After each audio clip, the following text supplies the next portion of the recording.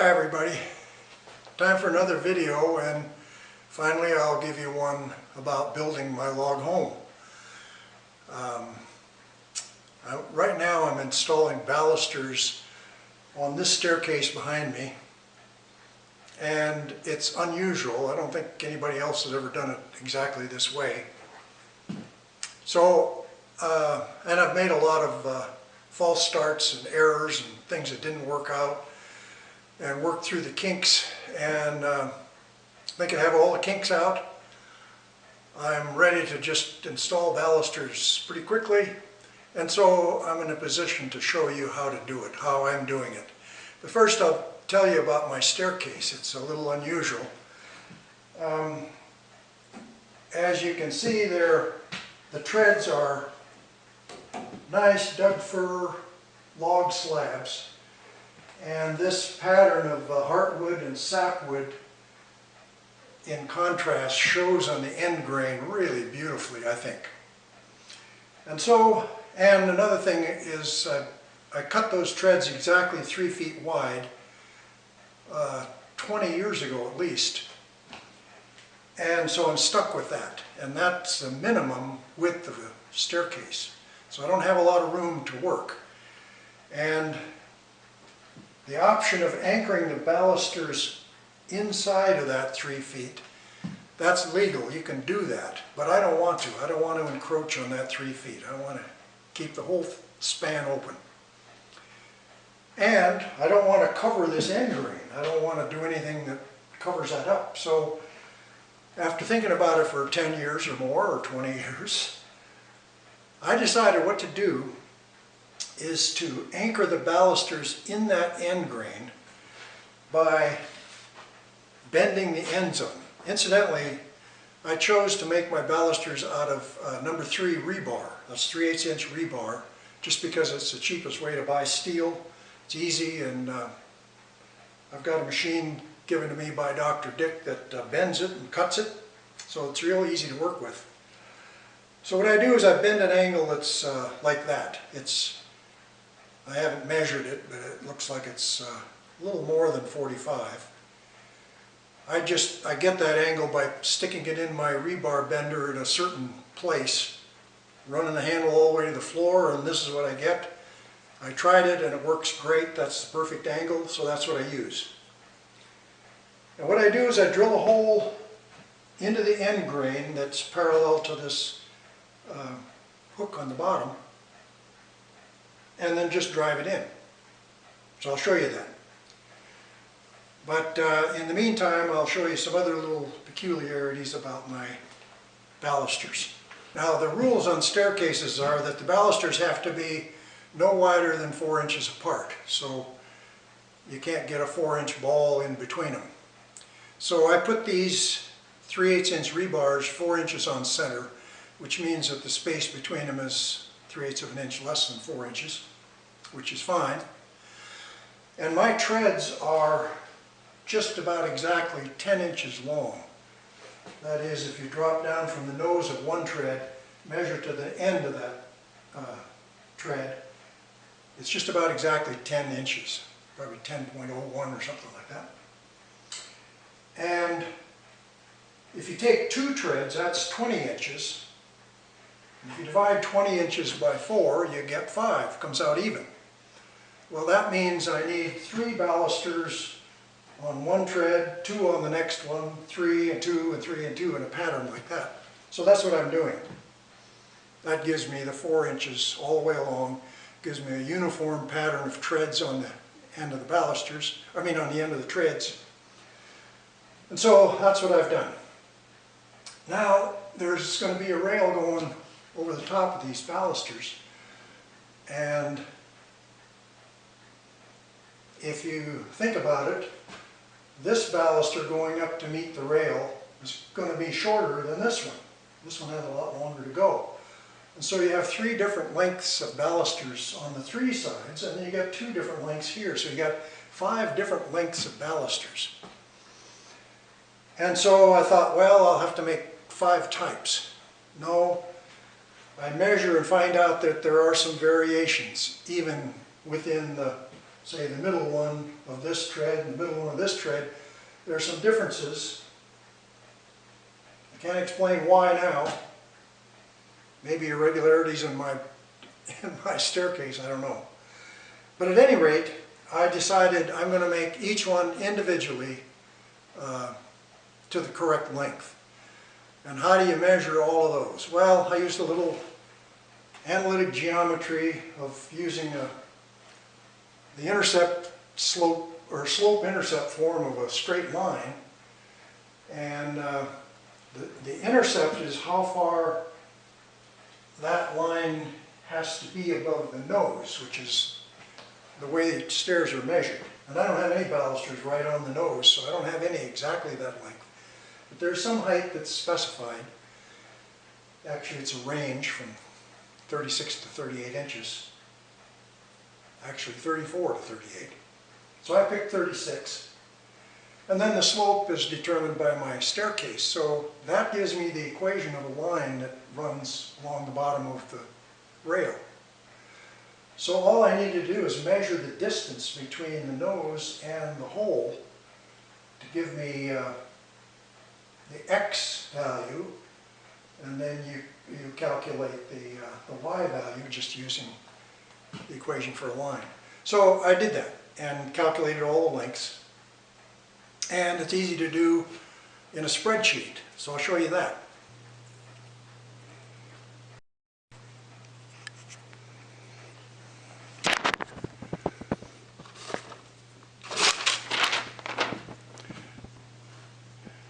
So this is my spreadsheet. You can see that I ID'd every one of the balusters. And I'd already had 9 of them installed that were special case short ones up there. So the IDs started with number 10. So I assigned a ID number running from 10 up to 24 for all the rest of the balusters. I measured the distance from the nose to each one. That's the offset you can see in my spreadsheet. Then I calculated the height or the length of that baluster using this formula, and I get this set of calculations. Now, as you can see, all the lengths are a little bit different and they're random sort of. So using Excel spreadsheet, I just sorted them. So now I got the same numbers, the same list, just sorted by length. So the top one there, 46 inches long, is the longest, and the 38.84 is the shortest, and the ID numbers just came along with them, 16, 11, 22, and so on. Now, one of the time-wasting mistakes I made was to think that I needed to identify every rebar. So when I cut the rebar, I just went out in the cutter and used these numbers to cut them. And happens to be snowing outside just now. And so I'm thinking I better put tags on every one and identify them so I don't lose track of which one is what.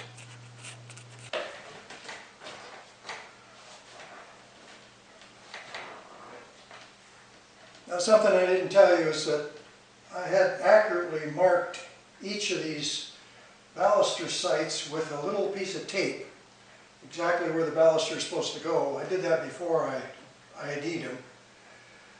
And then what I've done that I didn't show you is I took a small bit and I drilled a pilot hole just, ½ inch deep on every one of them, so that when I use this bit, which is a 25/64, which I found is just the right size for hammering in 3/8 inch rebar, that pilot hole gets this centered correctly and gets it started, so I can drill these pretty quickly with that pilot hole. So those pilot holes are already drilled in all these. Now what I do is I just take this rebar and well, best laid plan of mice and men. This is supposed to go inside this temporary 2x4 rail. I guess I can do it. Maybe not. But I'm going to have to put it outside because this is too long. what that does, it sets this angle of the end of that rebar. And so I have to match that with my drill.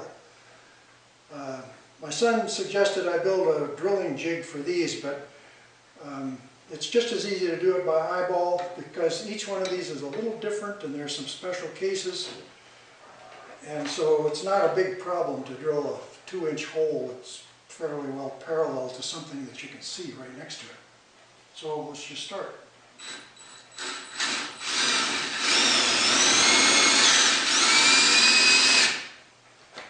Now these holes are positioned so they're just barely under the surface at the start, and then of course they go deeper. But I wanted to encroach on this grain pattern as little as possible with these balusters. So here we go. We'll just get my eyeballs lined up and drive it in.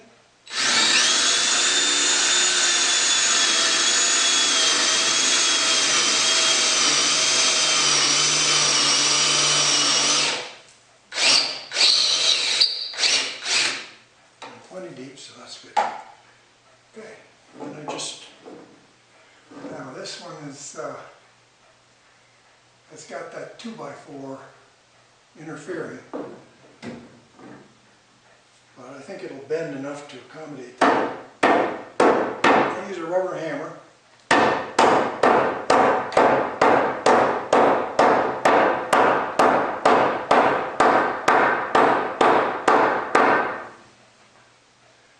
Seated a little tougher than most because it can't stand straight up because of the 2x4, but usually I go in a little bit easier than that.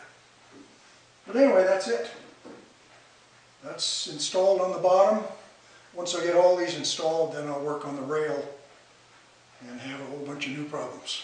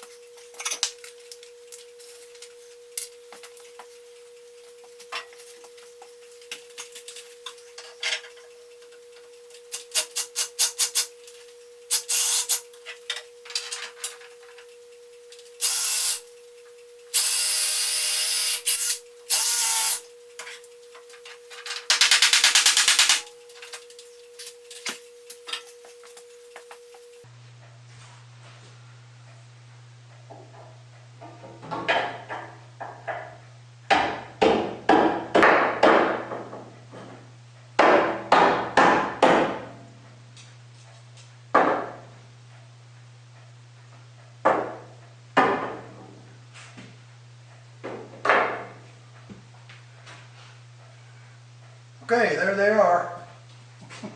And hopefully hopefully the tops are close enough to get embedded in the rail and stay in a straight line. So, I thank you for watching. This has